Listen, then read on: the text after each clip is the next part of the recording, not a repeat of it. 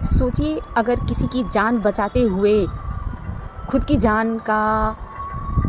जान सैक्रिफाइस करना पड़े, खुद की जान को किसी मुसीबत में डालना पड़े, तो कुछ ऐसी टाइप का एक बिहेवियर है जिसको बोलते हैं एल्ट्रुइज़्म।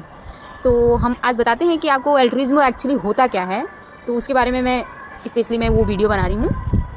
एल्ट्रुइज़्म एक ऐसा बिहेवियर है जो, जैसे मान लीजिए कि किसी ग्रुप में बहुत सारे लोग रह रहे हैं और कहीं पीछे से कोई उनको मतलब मारने के लिए या फिर उनको खाने के लिए या फिर उनको हानि पहुंचाने के लिए कोई प्रेडेटर आ रहा है, मतलब शिकारी उनका शिकार करने के लिए। तो उसमें से कोई एक बंदा किसी दूसरे डायरेक्शन में भागने लगता है।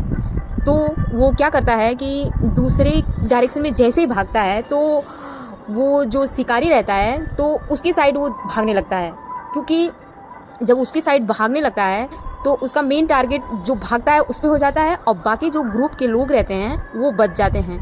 तो वो भागा ही इसलिए था कि वो अपने ग्रुप के लोगों को बचा सके। ऐसे बिहेवियर को ही एल्ट्रुइज़्म कहा जाता है। ये देखा जाता है मंकी में, और ऐसे बिहेवियर उसमें भी दिखते हैं। जैसे हनी बी हो गया, उसमें जो वर्कर रहता है वो कोई उसमें जैसे छत्ते पे कोई आता है उस पे अटैक करने, तो सबसे पहले वर्कर उसे स्टिंग करता है ताकि जो पूरे छत्ते का क्वीन रहती है वो बच जाए और उस पूरी कॉलोनी की रक्षा हो पाए। इसलिए वो उस वर्कर जब काटता है किसी को तो मान लीजिए कि जैसे वो काट रहा है तो वो बच नहीं पाएगा। वो उसने रिस्क लिया अपनी जान पे, इसलिए क्योंकि उसकी पूरी ग्रुप की हेल्प हो सके और वो रिप्रोड्यूस हो सके, उनकी पूरी कम्युनिटी बन सके बेहतर। ऐसे ही बिहेवियर को कहते हैं एल्ट्रुइज़्म। समझ में आए तो बताना।